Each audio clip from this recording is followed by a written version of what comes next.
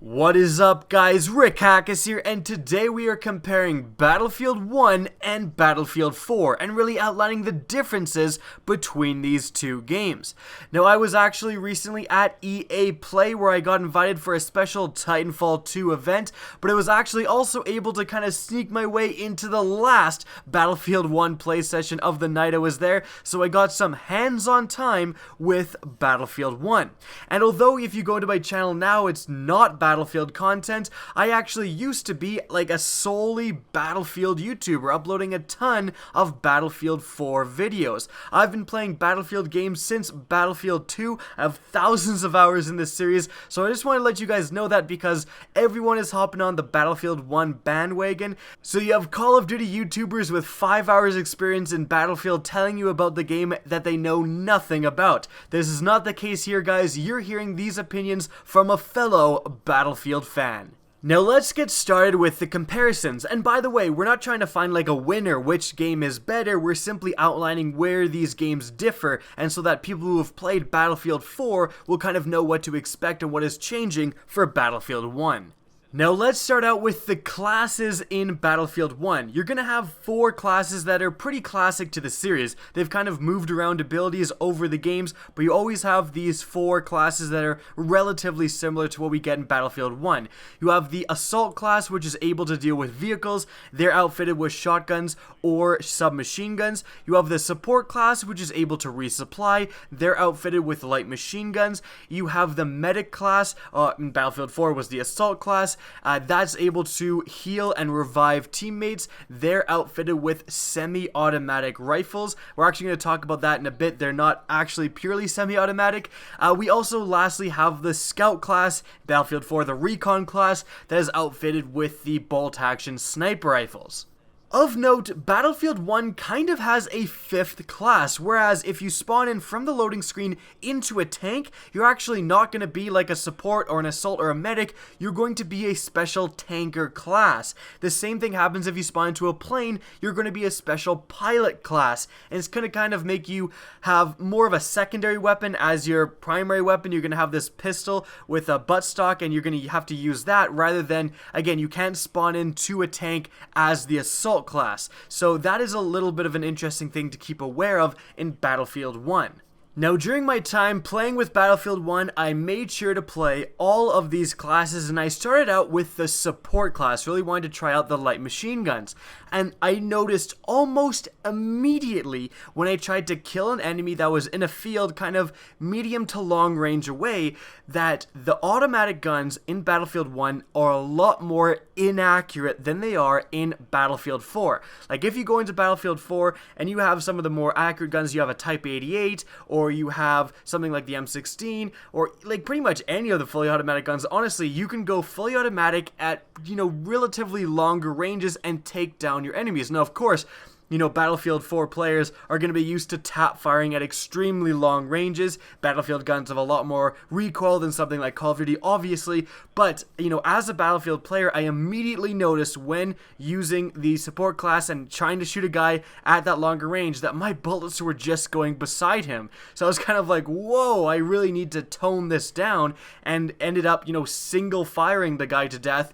Still was able to take him out, like, relatively easily, but it is something to be aware of, that the fully automatic guns, and this trend does continue, I'm going to talk about the Assault class in a sec, but when I was using the submachine guns in the Assault class, and I used a couple of different light machine guns in the Support class, all of the time, I definitely noticed that there has been a raining down of accuracy for the fully automatic weapons. Now that of course totally makes sense. In World War I you didn't have these extremely accurate fully automatic weapons as you do in the, compared to the modern military weapons, and also since in Battlefield 1 not every class has access to fully automatic weapons, it does make sense to kind of, your benefit of using those weapons is that they're fully automatic. So the downside is that they're not incredibly accurate. You have to have stuff like the semi-automatic weapons having the upside of being very accurate. Other than this inherent inaccuracy, I would say that something else I think I noticed was that the bullet velocity seemed to be kind of toned down a bit. Now this is very interesting because I heard the developers talk about quite the opposite. They said they're going to increase bullet velocity. But when I was shooting I was using the Lewis gun at the time, I was really noticing this. And I was shooting my light machine gun and just really seeing the bullets, it seemed like sluggishly travel over to the enemies. I thought that was very interesting, and it was something that was a little bit different than Battlefield 4, definitely. So that is something to be aware of, that they may have kind of made the automatic weapons a little bit more inaccurate and also kind of slowed down the bullet velocity. It was either that or the fact that the bullets in Battlefield 1 are a lot easier to see. Like, they're kind of these massive glowing orbs. You really see where your bullets are going in Battlefield 1, whereas compared with Battlefield 4, they're a lot smaller, a lot harder to see when using, just the automatic weapons like assault rifles, like light machine guns. So it was one of those factors, either the fact that they're very easy to see and they look like they're going slower, or they actually are slower. But it's something I noticed immediately as a Battlefield player, that something was different in terms of, inaccuracy, bullet velocity, and stuff like that. Other than that, the support class felt very much like the support class in Battlefield 4, running around, light machine gunning people, resupplying myself, resupplying my teammates. Again, felt very similar to the Battlefield 4 support class. Next, I switched over to the Assault class, which, remember, the Assault class is now the anti-vehicle class. I don't know why it's not called Engineer in Battlefield 1, but whatever. So I tried out a couple of different submachine guns, and some of the themes I noticed with the light machine gun in the support class definitely carried over. Had a pretty hard time taking down enemies with this submachine gun in longer ranges. Not even longer ranges, almost like medium ranges. So it seems like the range of submachine guns is maybe dialed back a bit. I noticed this inherent inaccuracy and what seemed like a kind of a slower bullet travel speed.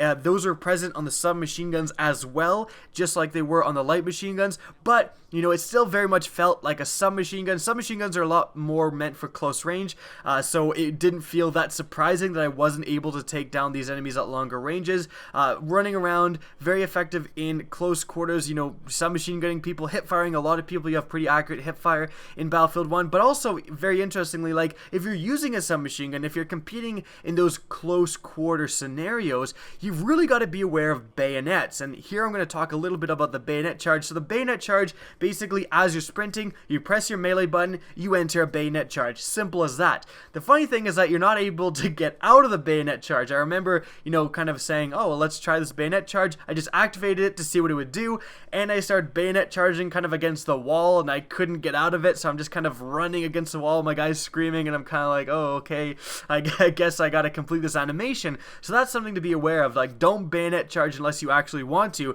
And I suppose that can get people killed. Like, if you try to bayonet charge and then someone, like your ally, kills the guy you were bayonet charging, you're just gonna keep charging forward out into the open, and that could be kind of a death sentence. So I guess that's somewhat a balancing factor, because the bayonet charge is pretty effective. I killed quite a few people with the bayonet, and being able to charge at a guy and close the gap pretty darn quickly, so the bayonet charge was pretty effective. That being said, I also killed some people who were trying to bayonet charge me. I was able to gun them down with the submachine gun before they ever got to me. So the submachine gun is good at close quarters, but just be aware that if you're using it, you have to worry about all of this enhanced melee abilities in Battlefield 1, whereas in Battlefield 4, it was really just, submachine guns, shotguns, assault rifles all competing in close quarters. Not too many people were going around knifing each other, because of course it's a two-knife hit from the front, and it kind of has quite a noticeable cooldown. In Battlefield 1, the cooldown of the melees actually seems to be a little bit less. Like,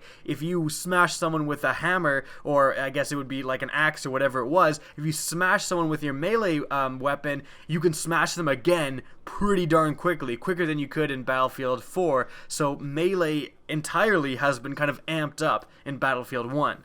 Okay, back to the Assault class. Something else I really want to mention is that the Assault class, it didn't necessarily have more tools to take down vehicles, because of course in Battlefield 4 you had slams and you had rocket launchers and all that jazz, but it seemed to have more easy to use things to take down vehicles. Like, this is definitely something I think Battlefield 4 players should be aware of, is that, you know, you have on the assault class, you have the anti-tank grenade, which is just like using a normal grenade, except it does a crap ton of damage to vehicles. So obviously pretty easy to use. If you see a tank, you just chuck this anti-tank grenade at it and it does a ton of damage. Like, very easy for any player to use.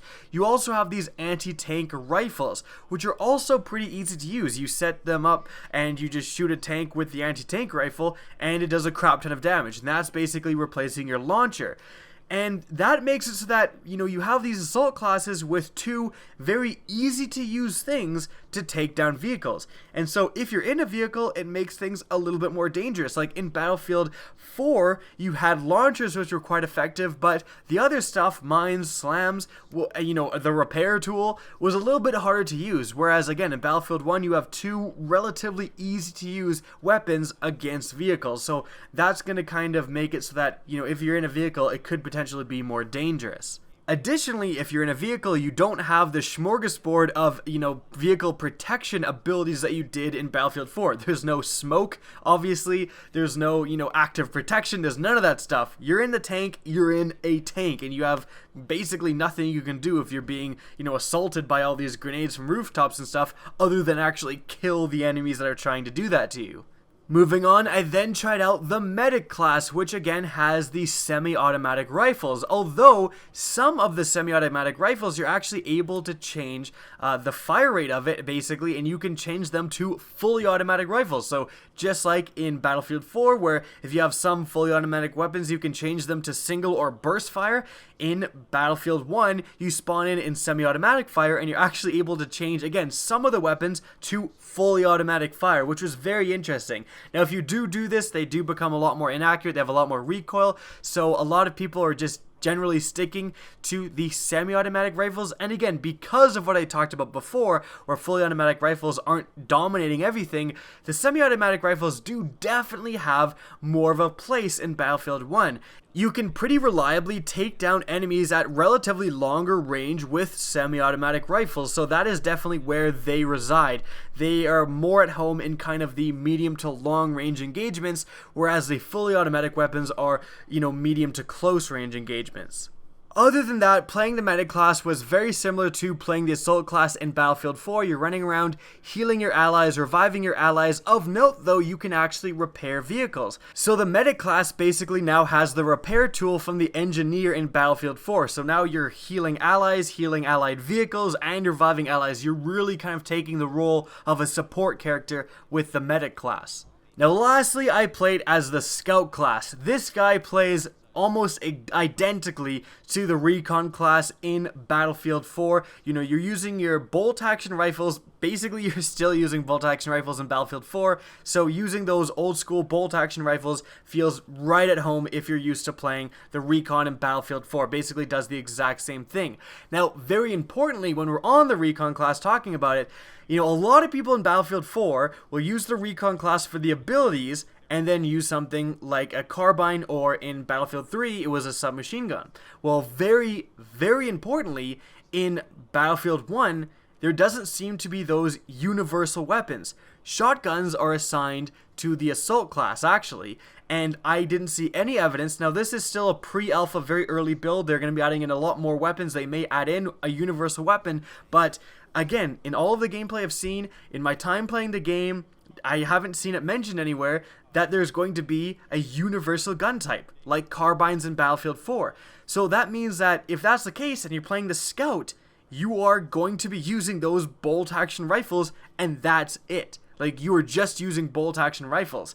So that is going to be a huge gameplay dynamic shift from Battlefield 4, because again, in Battlefield 4, you wanted to play the recon for the abilities, you wanted to still be aggressive, you throw on the ACR, you know, as a carbine. But now, that's not the case. If you're playing the scout, you're going to be sniping. Now, of course, you can use your sniper rifle in close range, you can use the iron sights or whatever, but still, you're using those bolt action rifles.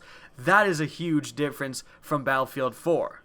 Now, speaking of huge differences, the attachment system that we know from Battlefield 4 has been essentially scrapped entirely in Battlefield 1 and is being replaced with what is essentially a variant system.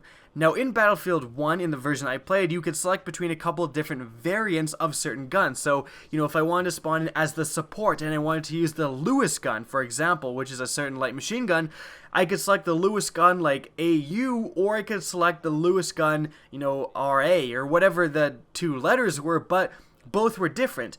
One time I spawned in with the Lewis gun, it had kind of a telescopic sight, so it actually had a little bit of a sight that I could use, and it had a huge magazine. It had like 90 rounds in the magazine. I then spawned in with the other Lewis gun, so the different lettering. It had a much lower magazine. It had like a 40 round magazine, and it had just the iron sights. So it was a little bit different. I think it actually was a little bit more accurate. So what you have going on there and what is happening in Battlefield 1 with the attachment system is that even though you have attachments, again, one of the Lewis guns had just the iron sights and the other one had a telescopic sight. So you have this attachment of the sight being put on one and not the other. But instead of being able to go in and manually pick your attachments, essentially DICE has gone and picked your attachments for you and has come up with all of these different variants of these guns. And the logic behind that is that they don't want players making their own decisions essentially and using crappy combinations. And we kind of see that in Battlefield 4. You have some guy who just picked up the game, opened a few battle packs or whatever, and he's got a 4x scope on his shotgun and he has absolutely no idea what he's doing, and it's kind of detrimenting his gameplay. Well, in Battlefield 1, they've kind of just avoided that by not giving you the choice. I'm not sure if I'm in favor of this. Honestly, I like making my own classes. I like customizing my own gun. And, sometimes you think of stuff that other people maybe haven't thought of. And sometimes it is fun to use an assault rifle that maybe isn't meant for close quarters and use a high zoom optic just for the challenge of it. Kind of using a crappy combination just for the fun of it. Just for, the challenge of it. That's kind of been removed entirely from Battlefield 1, so that is a downside. However, looking at it, I've actually been playing Battlefield 4 on the PC recently. I entered in the Master Race, so gotta obviously play that Battlefield 4. And something that, is honestly that you notice is that everyone is kind of using the same attachments anyways. Like, let's be honest here, you go into a competitive server, everyone's using the same shit anyways. So, this whole customization factor, it's not like you're seeing a huge variety in what people are using. Everyone's using kind of the same attachments. So I don't think it's going to be that incredible of a difference in Battlefield 1. Although, again, I'm going to miss the attachment system. I understand why they did it, and I don't think it's going to be massively detrimental. Although I would prefer an attachment system that I could customize myself. It also is yet to be seen exactly how many different variants each gun will have. So we have the Lewis gun, and again, in the version I played, there was 2 different variants, but in the full game, maybe there's 6, maybe there's, 10, I don't know. But we're going to have to see how many different variants we get with each gun and how different those variants are. Now, vehicles in Battlefield 1 feel very similar to what they did in Battlefield 4. You have Jeeps, light tanks, heavy tanks. The heavy tanks they're kind of actually more like the LAVs in Battlefield 4, where you have a bunch of people inside them that can shoot out of it, but you're all shooting tank shells instead of shooting, machine guns. And then in the LAV, or the BTR, they would have the, heavy cannons. But other than that, they feel very similar. The only thing that you really need to be aware of is the enter vehicle animation. That's huge, and that's really going to change gameplay when compared to Battlefield 4. In Battlefield 4, if a Jeep's driving beside you, you hold the button and you just magically appear inside of it, and you can get into vehicles very fast.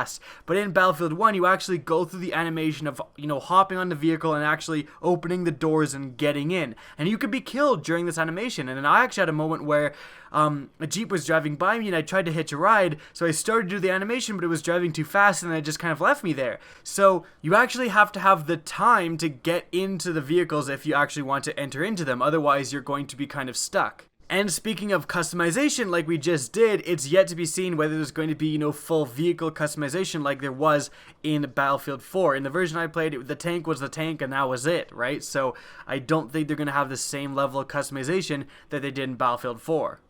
And lastly, I'm going to talk about the Behemoth. Now, I shouldn't even say the Behemoth because there's several different Behemoths in Battlefield 1. The Behemoth refers to a large kind of endgame massive vehicle, I guess, that comes in for the losing team in certain maps. So in the map that everyone is playing and you're seeing gameplay in the background of, that map, the Behemoth is a giant Zeppelin, or blimp, or whatever it actually is. So on different maps, it could be the armored train that you've seen sometimes in the trailer, or on certain maps it's a giant like dreadnought destroyer ship. So on certain maps it's certain different things. It's not always a Zeppelin, so just be aware of that. Now the Zeppelin came in for the other team. We were winning, so the Zeppelin came in for the other team, and everyone is talking about how the Zeppelin has the power to turn the tide of the game, all this stuff. But we were winning and the Zeppelin came, we never shut it down, and we still won. So it obviously doesn't have that much power to end the game. It certainly has power. There were times where I was trying to capture, I think it was like C or B, and the Zeppelin started shooting at me, and I was like, oh shit, I got hit, took a lot of damage, and had to run inside, so I couldn't capture the objective anymore. But that was about it. It didn't end up killing me. Now, I've seen gameplay of the Zeppelin be very, very effective and have quite a bit of killing potential, but it doesn't have the power to completely take over the game. And if your team does work together, there's anti-air vehicles, not vehicles, anti-air emplacements all over the place, so you can just hop in those. I did for a bit, and I was shooting at the Zeppelin, and it didn't do an incredible amount of damage. It definitely did do some damage, but I didn't want to spend my entire time shooting this thing down, so I ended up getting out of it. And it's kind of one of those things, it happens in Battlefield 4 as well, where you have this, you know, level 140 who spent his entire life learning how to be the best attack helicopter pilot in the entire world, and he's just massacring your team, and you get sick of it, you take out a Stinger and you try to take him down, but if you're the only one with a Stinger trying to take him down, he's not going to be taken down. He has enough flares and stuff that he's just going to be able to stay up there. And kind of the same as with the Zeppelin. If you're the only person trying to kill the Zeppelin, you're not going to take it down. You're going to spend the entire game shooting at this thing. So it really is a team activity. You have to get your entire team behind it to take it down. But if you do, you can take it down relatively easy, and it isn't completely overpowered that if you get it as the losing team, you're 100% going to come back. Again, we were winning when the other team got it, and we still won the game pretty handily, so it wasn't that much of a force to be reckoned with in my experience. However, I can definitely see it helping to turn the tide in a game that's relatively close. And I can't wait to see the other behemoths in Battlefield 1. I really want to try out that armored train. Now that's going to be it for the video. I hope you guys enjoyed and found this video informative. If you did, please remember to help me out by simply rating or sharing this video. Now if you want to see more Battlefield 1 content in the future, don't be afraid to slap that subscribe button. If you want to get in touch with me and keep up to date with the latest channel activity, the best way is to follow me on Twitter at RickHackis. That's linked in the description down below, as is my Twitch channel, which you can also follow. Again, I hope you enjoyed the video, and as always, have a good day.